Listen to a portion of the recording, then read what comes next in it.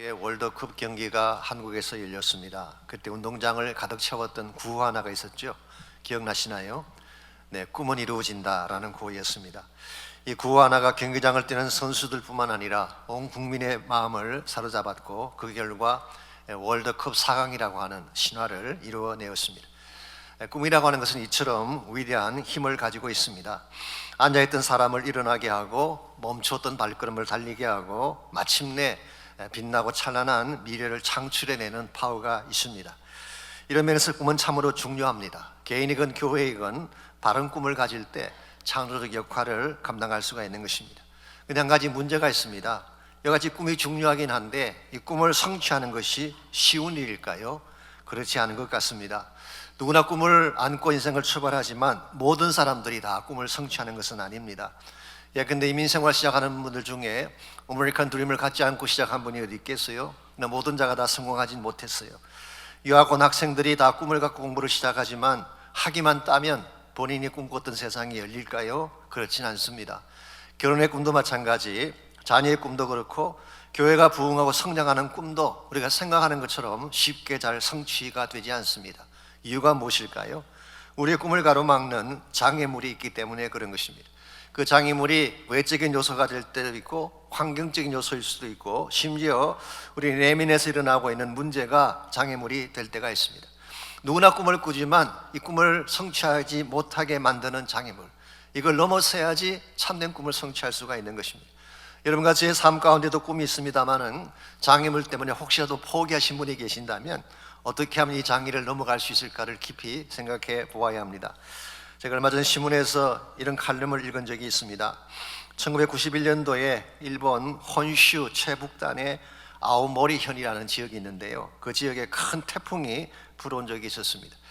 순간 최대 풍속이 53.9m per second, 굉장한 풍속입니다. 그때가 소학기였기 때문에 그 태풍 때문에 소학기 있던 사과나무의 과일들이 거의 다 땅에 떨어졌어요. 일반적으로 바람이 불면 10% 정도가 떨어지는데 그 해는 96%가 떨어지고 말았습니다. 이제 과수원을 통해 이루고자 했던 농부들의 꿈이 다 사라지게 된 것입니다. 대다수의 사람들이 끝장났다고 한숨만 쉬고 있을 때에 미우라 로이치라고 하는 한 청년이 이런 아이디어를 냈습니다. 떨어진 96%의 사과만 생각하지 말고 남아있는 4%의 사과를 사용해보자, 그렇게 제안을 한 후에 이 메와라는 남은 4%의 사과에 떨어지지 않는 사과라는 이름을 붙였어요. 그리고 사과 상자에다가 큼직하게 풍속 53.9의 태풍에도 떨어지지 않는 사과다, 이런 글귀를 적어놓고 그 밑에 합격 기원이라고 하는 글을 새겨넣습니다. 마침 그때가 시험 기간이, 대학 시험 기간이었기 때문에 떨어지지 않는다는 것은 합격이라는 말과 연상작용을 일으키면서 수험생과 학부모들이 폭발적으로 이 사과를 구입하기 시작했어요. 그래서 가격이 순식간에 일반 사과의 30배로 올라가면서 큰 대박을 터뜨렸다고 합니다. 모두 인생 앞길에는 난관이 존재합니다. 예기치 않던 문제들, 생각지 않던 장애물이 존재하는데 그때 만일 난관만 본 나머지 포기하게 되면 우리가 이룩할 수 있는 꿈은 하나도 없습니다. 그러나 만일 바른 믿음을 갖고 바른 자세를 갖고 달려간다면 반드시 새로운 길은 열려지게 되고 새롭게 성취할 수 있는 꿈이 주어지는 것입니다. 특별히 여러분과 저는 예수님을 따르는 제자 아닙니까? 예수의 제자들은 하나님의 비전을 품고 사는 사람들인데 우리에게 주신 하나님의 비전은 절대로 포기하면 안 됩니다. 하나님을 향해서 바른 믿음을 갖고 바른 자세를 향해 달려가게 되면 하나님께서 길도 열어주시고 이 꿈을 이룰 수 있는 힘도 주시기 때문에 그렇습니다.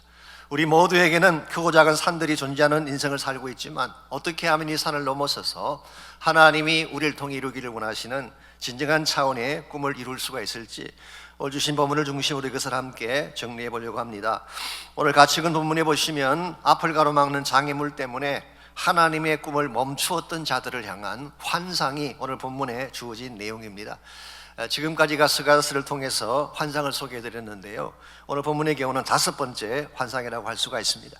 2절과 3절을 보시면 환상의 내용이 나와 있습니다. 크게 요약하면 2가지죠. 첫 번째는 2절에 나와 있는 것처럼 순금 등잔대와 거기에 있는 등잔, seven lights, 금촛대 7개를 보여주셨어요. 두 번째는 두 감람나무, 이 등잔대 곁에 2개 감람나무가 있는 이런 환상이었습니다. 이게 무엇을 의미하는 것일까요?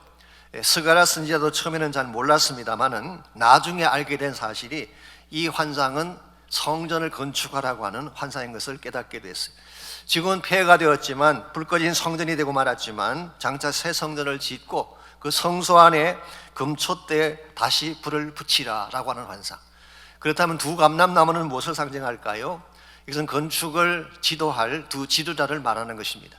스룹바벨이라고 하는 총독과 지난주에 소개해드렸던 여호수아 대제사장, 이 두 사람이 두 감람나무가 되어서 이 성전 건축을 이루라고 하는 것입니다. 하나님께서 이와 같이 성전 건축에 대한 비전도 갖고 계셨고 이 비전을 그들에게 보여주셨음에도 불구하고 이 성전 건축은 진행되지 못했어요. 이유가 무엇인지 아시죠? 이 건축을 방해하는 큰 산들이 존재했기 때문에 그런 것입니다. 나중에 다시 자세히 설명을 드리겠습니다마는 외적인 방해가 있었습니다. 사마리아인들이 이 건축을 반대하고 나섰습니다. 두 번째는 환경적인 요소가 있었습니다. 그들이 꿈을 안고 예루살렘에 돌아왔더니 황폐한 땅만 남아 있었죠. 기근은 계속되고 먹고 살기조차도 힘든 상황이 기다리고 있었습니다. 세 번째는 내적인 문제가 있었습니다. 백성들의 마음이 갈라지면서 서로 공격하고 분열하기 시작한 것입니다. 이와 같은 상황 앞에서 주전 536년에 건축을 시작했지만 2년 만에 건축이 중단되고 맙니다. 그리고 나서 14년의 세월이 흘러간 것입니다. 이와 같이 하나님이 꿈을 주셨는데 꿈을 성취하지도 못한 가운데에 이 꿈의 실천을 중단한 가운데에 14년의 세월을 보내고 있을 때 하나님께서 다시 오늘 본문의 스가랴의 환상을 통하여서 다시 건축 시작할 것을 말씀하는 장면이에요. 우리의 힘과 능력으로는 이 꿈을 이룰 수가 없지만 하나님께서 제시하시는 길을 따라 하나님이 주시는 능력을 따라 행하면 이 꿈을 이룰 수 있기 때문에 다시 이 비전을 하라고 말씀하는 것입니다.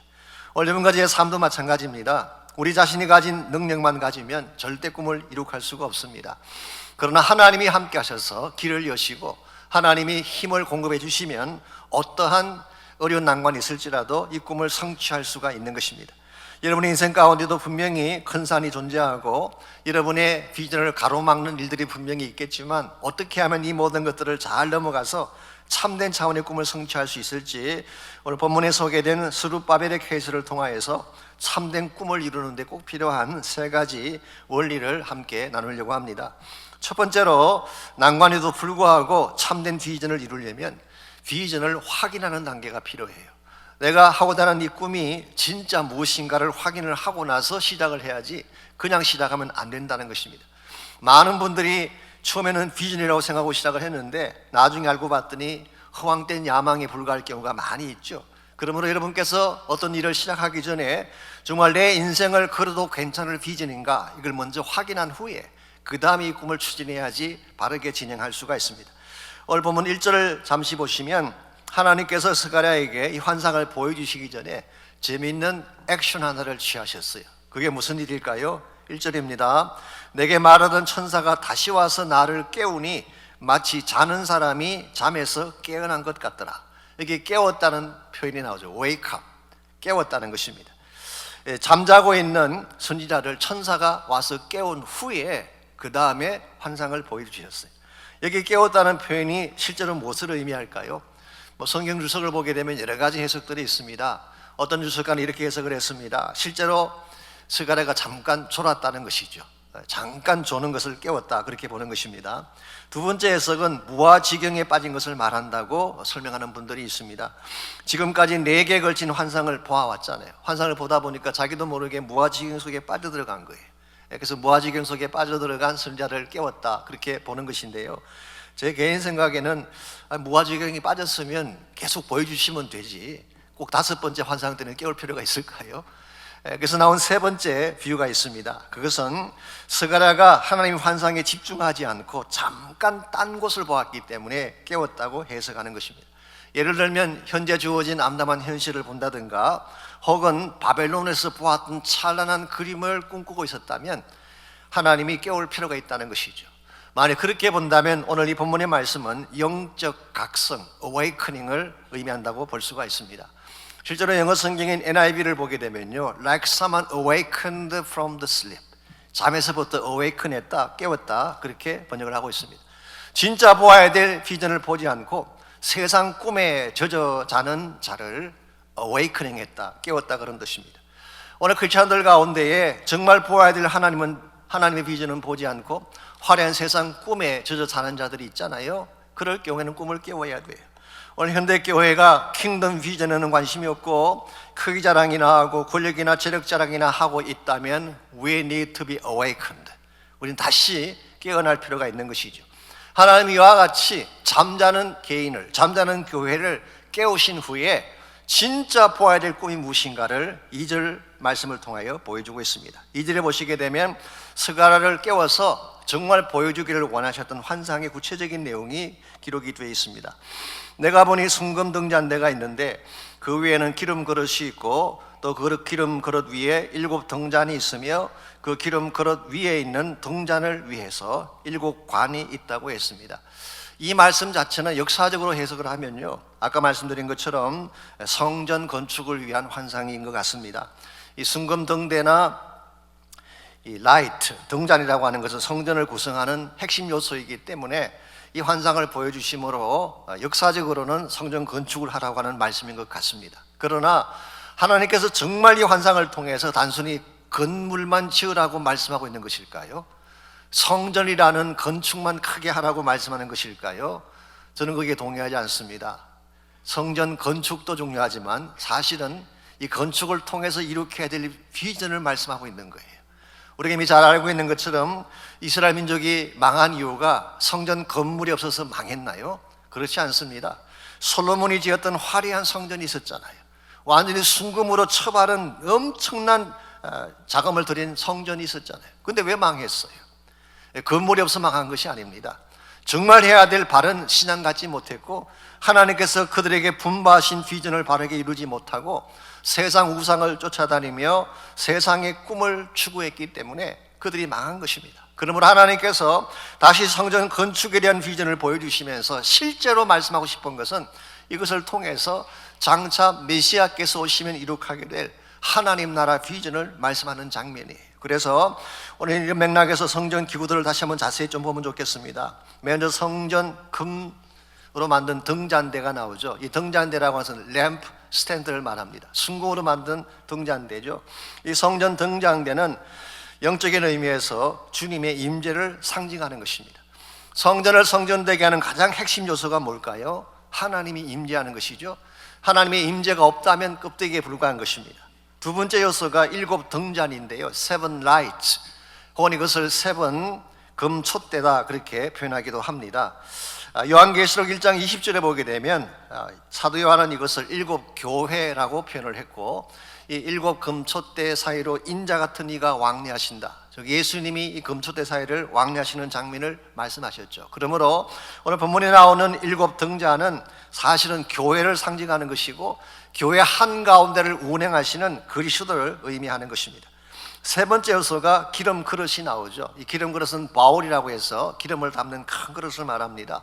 이 기름 그릇이 있고 거기에 7개의 관이 등잔에 연결되어 있어. 이 관은 파이프라인, 이 기름을 각 등잔으로 공급하기 위해서 이 관을 만들어 놓은 것입니다.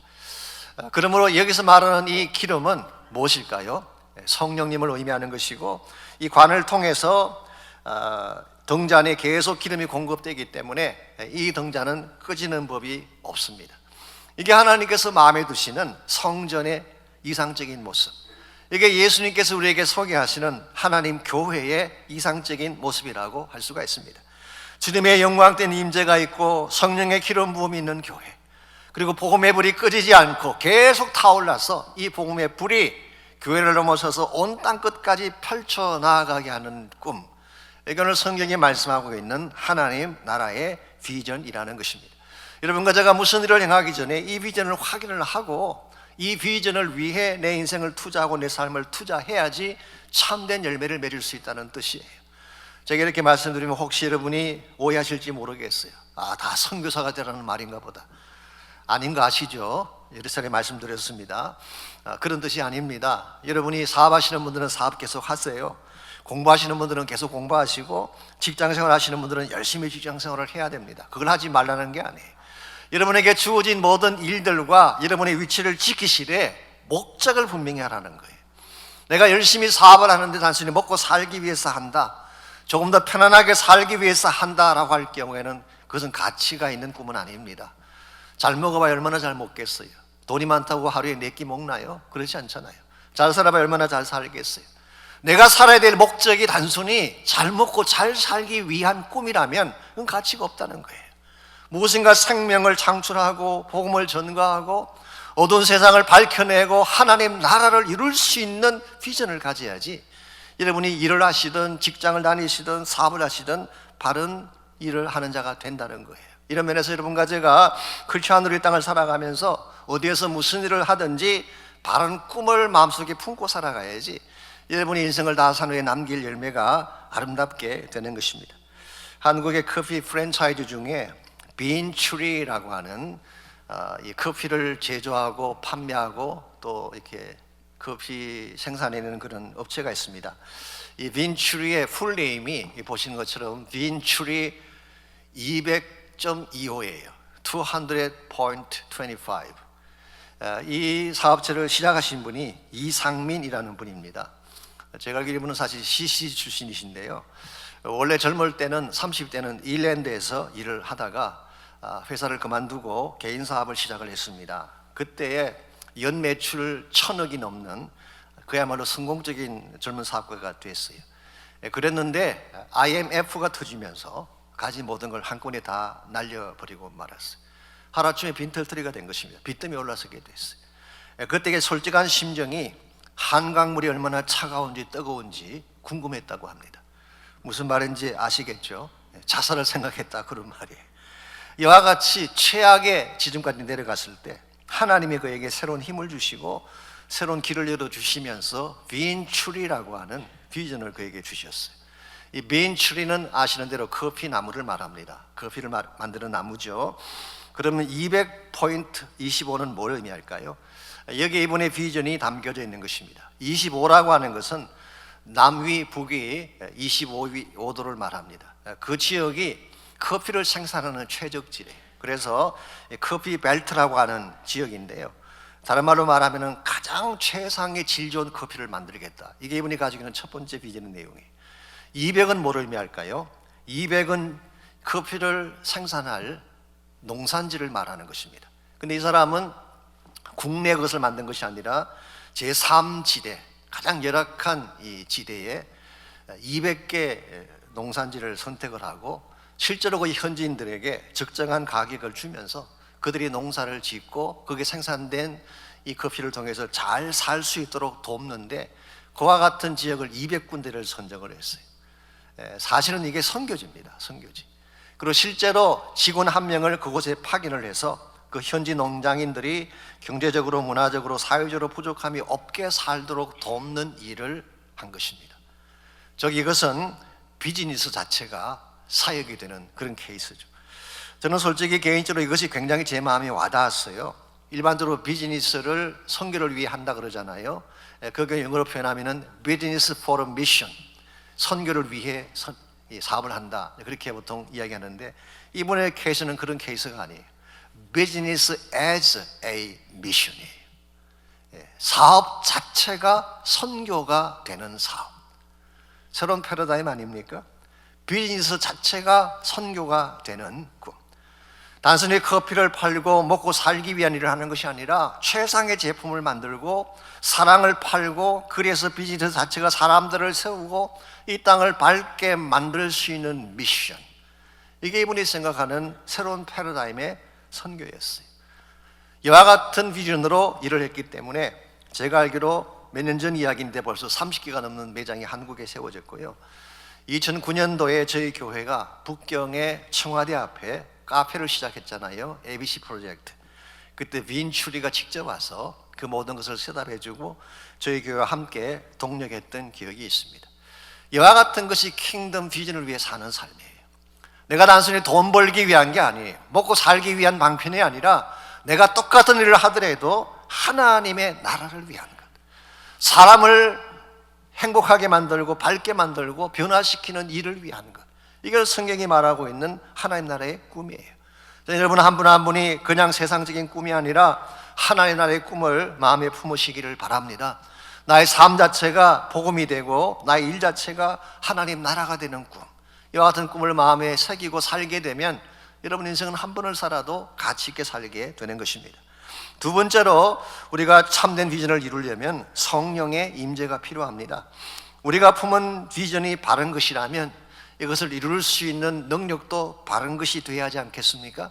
특별히 우리의 비전이 하나님 나라 비전이라면 보편적인 능력으로는 이것을 이룰 수가 없습니다. 그래서 6절을 보시면은 스룹바벨이 이 하나님 비전을 이루기 위해서 꼭 필요했던 능력이 무엇인지를 이렇게 6절에 소개하고 있습니다. 여호와께서 스룹바벨에게 하신 말씀이 이러하니라. 만군의 여호와께서 말씀하시되 이는 힘으로 되지 아니하며 능력으로 되지 아니하고 오직 나의 영으로 되느니라.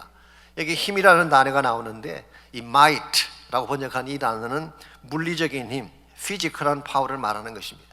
소위 말하는 무력이나 완력 같은 것이죠. 총칼이나 뉴클리어 웨폰 같은 것, 이게 바로 마이트예요. 독재자들이나 폭군들이 사용했던 힘이 바로 마이트입니다.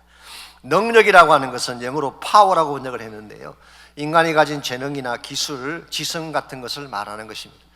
요즘 아시는 대로 컴퓨터나 AI 같은 것이 굉장한 파워를 가지고 있잖아요. 인공지능이 등장하면서 예전에 상상조차 못했던 어메이징한 일들이 우리 삶 가운데 일어나고 있잖아요. 인공지능으로 만든 바둑, 혹시 기억나십니까? 알파고라고. 이세돌 구단이 그렇게 머리가 뛰어난데도 알파고가 못 이겼어요. 요즘은 더 좋은 게 많이 나와가지고요, 한국의 한돌이라는 프로그램도 나오고 중국의 전례라는 프로그램이 나왔는데요, 신진서나 커제가 상대도 안 됩니다. 이 인공지능 이길 수 있는 유일한 방법은 하나밖에 없대요. 두꺼비 집을 끄는 것입니다. 전원을 끄는 것 외에는 절대로 이길 방법이 없대요. 이 세상 파워가 굉장합니다. 컴퓨터가 굉장합니다. 이와 같이 굉장한 힘이나 능력이 세상을 움직일지는 모르지만 하나님 나라는 이룰 수가 없다는 거예요. 하나님의 나라는 본질적으로 영적인 나라입니다. 죄와 죽음을 다루는 나라예요. 생명을 살리는 나라입니다. 하나님께서 악한 영들을 대적하시고 하나님의 영광을 선포하는 나라, 우리 심령 가운데 참된 평화와 기쁨을 안겨주는 나라이기 때문에 이와 같은 것은 힘이나 능으로 안 된다는 거예요. 하나님의 영이신 성령이 함께 하실 때만 이와 같은 하나님 나라가 이루어지는 것입니다. 그러므로 여러분과 제가 진정한 차원에서 킹덤 비전을 위해 쓰임받기를 원한다면 우리 가진 피지컬한 힘이나 우리 가진 재능만으로 안 됩니다. 성령의 능력을 받아야 하는 것입니다. 오늘 본문에 소개된 스룹바벨의 케이스를 보게 되면요, 사실 스룹바벨이 가지고 있던 그 큰 산들, 대적들이 굉장히 많았고 이것은 스룹바벨 개인의 힘만으로서는 감당할 수 없는 그런 케이스였습니다. 좀 더 구체적으로 소개를 해드리자면요, 에스라 4장에 보게 되면 사마리아인들이 성전 건축을 방해하고 나섰습니다. 사실 사마리아인들이 처음에는 스룹바벨을 찾아와서 자기들도 함께 건축에 참여하게 해달라고 요청을 했죠. 그때 스룹바벨이 거절을 했습니다. 이유가 뭐냐고 하면 이 사람들은 혼합주의자들이었기 때문에 여호와를 섬기는 순수한 믿음 가진 자들이 아니었습니다. 그러므로 이들이 동참하게 되면 하나님의 거룩한 전을 지을 수 없기 때문에 노라고 했는데 여기에 앙심을 품고 본격적으로 방해하기 시작했어요. 에스라 5장에 보게 되면요, 페르시아 지역의 총독들이 스룹바벨을 공격하기 시작했습니다. 별의별 방법을 다 동원해서 이 성전 건축을 스탑시키려고 했어요. 뿐만 아니라 이와 같은 상황 가운데서 백성들의 마음이 분열되기 시작했습니다. 서로 깨어지고 나누어져서 공격하기 시작한 것입니다. 이와 같은 상황 앞에서 스룹바벨이 정치력을 동원한다고 해서 문제가 해결될까요? 해결되지 않습니다. 완력이나 무력을 선다고 해서 막힌 백성들의 마음이 열려지게 되고 페르시아 제국의 공격이 스탑될까요? 되지 않습니다.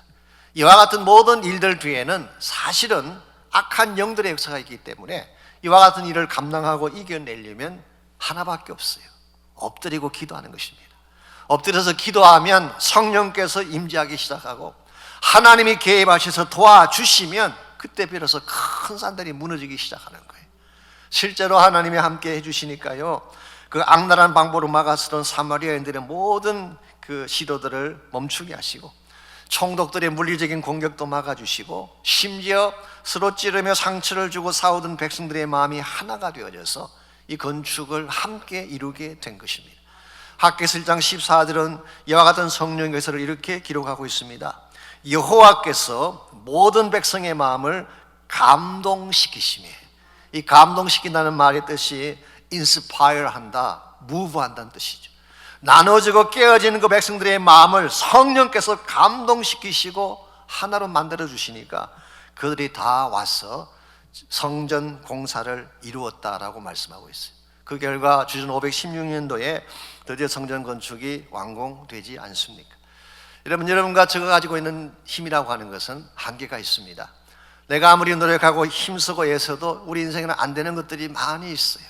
어느 분들은 그렇게 말하죠. 내가 최선을 다하면 되지, 내가 노력하면 되지라고 하지만 노력하고 최선 다해도 안 되는 일들이 인생에는 많이 있습니다. 사람이 살고 죽는 것 우리 뜻대로 되지 않습니다. 빗나가는 자녀의 마음을 돌이키고 다친 자녀의 마음을 여는데 완력으로 되는가요? 힘으로 열리던가요? 힘으로 안 됩니다. 능으로 안 됩니다. 깨어진 관계들, 깊이 새겨진 상처들 우리가 어떻게 우리 힘으로 치료할 수가 있겠어요? 영적으로 식어버린 예배를, 꺼져버린 복음의 불꽃을 우리 힘으로 어떻게 일으킬 수가 있겠어요? 그러나 성령께서 함께 하시면 이루어지는 것입니다. 이게 하나님의 파워예요. 세상에 어떠한 힘으로도 안 되는 것, 세상에 어떤 물리적인 능력으로도 안 되는 것을 하나님의 성령이 함께하면 이루어지는 것입니다. 여러분의 심령 가운데도 아직도 풀리지 않은 문제가 있을 거예요. 엉어린 것들을 가진 분들이 많이 계실 것입니다. 혼자서 다투고 혼자서 투쟁한다고 해결되는 게 아닙니다. 하나님 앞에 엎드리시기를 바랍니다. 기도하시기 바랍니다. 성령의 도우심을 요청하세요. 하나님이 함께 하시면 엉어린 것들을 풀어주시고 불가능의 산들을 무너뜨려 주셔서 새로운 길을 열어주시는 거예요. 이게 하나님의 나라 일을 하는 방식입니다. 이와 같이 난관에도 불구하고 하나님 주신 비전을 감당해내려면 1차적으로는 그 꿈이 바른 꿈인가를 먼저 확인해야 돼요.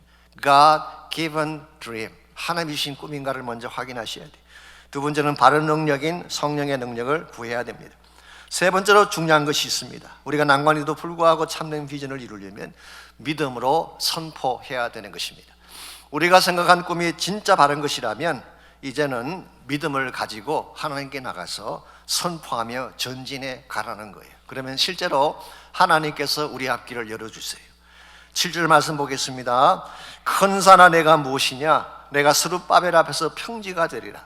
그가 머릿돌을 내놓을 때에 무리가 외치기를 언총언총이 그에게 있을지어다 하리라 하셨다. 그래서 큰 산아 내가 무엇이냐?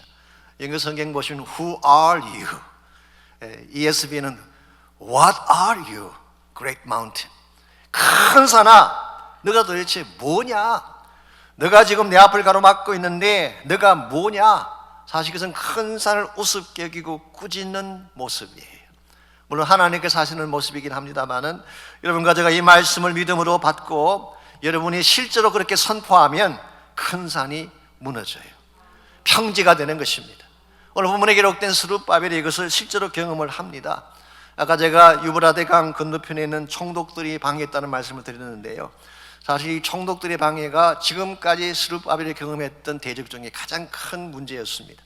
이 총독들이 스룹바벨을 함정에 빠뜨리려고 별의별 수를 다 썼어요. 그 중에 한 가지가 그 당시 페르시아 왕이었던 다리오 왕에게 투서를 보낸 것입니다. 편지를 써서 보냈어요. 이런 내용입니다. 지금 스룹바벨이 고레스 왕의 칙령을 받고 그렇게 성전 건축한다고 하는데 이게 진짜인지 사실 여부를 밝혀달라는 거예요. 그러면서 제안을 하기를 바벨론 사람들이 모아두었던 그 보물 창고가 있습니다. 그 창고를 다 뒤져서 정말 그 창고 안에 고레스 왕의 칙령이 있는지를 찾아서 이걸 확인해 보고 그 다음에 진행을 하도록 해 주십시오. 실제로 찾으면 이게 나올까 안 나올까요? 사실 안 나온다고 생각한 것입니다. 당연히 나올 수가 있겠어요. 수십 년 전에 선 그 칙령인데 말이죠. 이건 스룹바벨을 가짜라고 뒤집으실 명분을 찾기 위해서 이런 시도를 한 것입니다. 그런데 다리오 왕이 신하들이 그렇게 요청을 하니까 그걸 거부할 수가 없잖아요. 그게 할 수 없이 창고를 다 뒤지겠습니다. 그랬더니요, 이 보물 정각에서 에스라 6장에 보게 되면요, 두루마리 하나가 발견이 됐어요. 두루마리를 열어보니까 그 안에는 고레스 원년에 고레스 왕이 직접 서서 보냈던 조서가 기록이 되어 있었어요. 스가랴 6장 3절 4절에 이렇게 소개가 되어 있습니다. 고레스 왕 원년에 조서를 내려 이르기를 예루살렘에 있는 하나님의 성전에 대하여 이르노니 이 성전 곧 제사드리는 처소를 건축하되, 건축을 허락했습니다. 지대를 견고히 쌓고 그 성전의 높이는 60규빗으로 너비는 60규빗으로 하고 큰 돌 3개 새나무 1개를 놓아라. 이 성전 건축을 위한 규모와 크기까지 다 정해 주었어요. 그 다음 말이 기가 막힙니다. 그 경비는 다 왕실에서 내리라. 여러분, 기가 막히지 않습니까? 이 페르시아의 총독들이 혹 때려다가 혹 붙인 격이 이랬어요. 이 성전 건축을 막으려고 방해하려다가 오히려 지불하지 않아야 될 이 모든 건축에 대한 비용까지 다 물게 하는, 이게 하나님이 하시는 일이에요. 여러분이 아무리 노력해도 이 큰 산이 무너지지 않는데 하나님이 한번 딱 개입하시면 이런 일이 일어나요. 큰 산이 납작하게 되어지고 그 산을 통해서 오히려 새로운 큰 길이 이루어지게 되는 축복, 이게 하나님 앞에 믿음으로 나갔을 때에 우리가 경험할 수 있는 사건입니다. 그러므로 사랑하는 성도 여러분, 문제가 왔을 때 절대로 두려워하거나 쫄지 마십시오. 큰 산아 내가 무엇이냐 선포하시기 바랍니다. 질병아 내가 무엇이냐, 불경기야 내가 무엇이냐, 가난과 저주야 내가 무엇이냐, 코로나야 내가 무엇이냐, 오미크론 who are you, 내가 무엇이냐 선포하면 떠나가는 것입니다. 이게 믿음의 세계예요. 이와 같은 믿음을 행사할 때에 산이 우리를 가로막고 난관이 우리를 가로막아도 이걸 이겨낼 수가 있게 되고 결과적으로 승리하게 되는 것입니다. 우리 인생 여정에는 항상 문제가 있습니다. 크고 작은 산들이 가로막기 마련이죠. 그 산들 가운데는 나의 힘으로는 불가능해 보이는 산들도 있을 거예요. 그러나 여러분, 두려워하지 마십시오. 우리 안에 계신 이가 세상에 있는 것보다 더 크기 때문에 우리 하나님을 신뢰하고 의지한다면 반드시 그 산을 넘어설 수 있는 것입니다. 1930년대에 히틀러의 나치에 항거하던 사람 중에 헐버트 게어르크라고 하는 젊은 교수가 있었습니다. 히틀러의 나치 정권이 잔인하게 사람들을 압제하고 수많은 악을 행하는 것을 보면서 항거를 했지만 역부족이었어요. 결국 그는 체포당하게 되고 많은 고난을 겪다가 다행히 사형은 당하지 않고 국외로 추방을 당하게 됐습니다. 이 사람이 자기의 고향을 떠나기 하루 전날 밤에 함부르크 거리를 배회하면서 혼자 그 자조 섞인 목소리로 이렇게 외치고 있었습니다. 악이 승리하고 선이 추방당하는 이 세상에 무슨 희망이 있단 말인가. 이와 같이 자조 섞인 외침을 하고 있을 때에 한 조그마한 교회당 안에서 흘러나오는 음악 소리가 들려왔어요. 자기도 모르는 사이에 그 노래가 들리는 교회 안으로 들어가 보았더니 교회당 안에 한 어린 소녀가 올겐으로 마르틴 루터가 작곡한 찬송을 치고 있었어요. 내 주는 강한 성이요 방패와 병기 되시니 이 땅에 막이 들끓어 우리를 삼키려 하나 겁내지 말고 섰거라 진리로 이기리로다. 이 노래가 얼마나 강력하고 파워풀한지 그 교수가 큰 충격을 받았습니다. 아니, 어떻게 저 작고 연약한 소녀의 손에서 저처럼 강력하고 파워풀한 노래가 나올 수 있단 말인가. 그 순간 깨달아지는 것이 한 가지 있었어요. 아하, 참된 능력은 물리적 힘에서 나오는 것이 아니라 하나님으로부터 나오는 것이군요. 저 연약해 보이는 소녀도 하나님이 함께하면 강한 성이 되고 승리의 노래가 될 수 있구나. 이 사실을 깨닫고 그가 다시 새 힘을 내어서 일을 했다고 합니다. 사랑하는 성도 여러분, 참된 능력의 원천은 세상에 있지 않습니다. 우리 인간이 가지고 있는 피지컬한 파워나 권세 있는 것도 아닙니다. 오직 하나님의 능력만이 참된 능력이에요. 하나님 우리의 산성이 되시고 우리의 방패가 되시고 우리의 병기가 되시는 줄 믿습니다. 그럼 여러분, 겁내지 말고 선포하며 전진해 가시기를 바랍니다. 우리 인생길은 참으로 고단하죠. 고단하기도 하고 아프기도 합니다. 우리의 힘과 능력으로는 지나간 아픔을 마주할 자신이 없어요. 이 세상을 마주해서 이길 힘도 우리에게는 없습니다. 그러나 우리의 모든 것을 아시는 분이 계세요. 내가 마주해서 할 수 없는 이 세상을 마주하게 할 수 있는 능력을 주시는 분이 계세요. 내가 마주하지 못할 과거의 아픔을 이겨내게 하시는 능력자가 있어요. 그분이 바로 여러분을 사랑하시는 예수 그리스도십니다. 우리 아침 그분 앞에 나와서 그분 앞에 기도하는 시간이 있기를 바랍니다. 아무리 인생길이 고단할지라도 힘들지라도 여러분과 함께 동행하시며 여러분을 도와주실 그 예수 그리스도를 붙잡고 기도하시기 바랍니다. 주님, 믿음의 눈으로 주님을 바라보게 하십시오. 주어진 내 삶 속에서 하나님의 뜻을 알게 해주십시오. 그래서 세상 바라보고 낙심하는 자가 아니라 주님 바라보는 가운데 참된 권세를 갖고 주의 영광 위에 살 수 있도록 힘을 달라고 기도하시기를 바랍니다. 우리 다 같이 한 목소리로 함께 우리 결단의 기도, 헌신의 기도 함께 드리겠습니다. 하나님 감사합니다.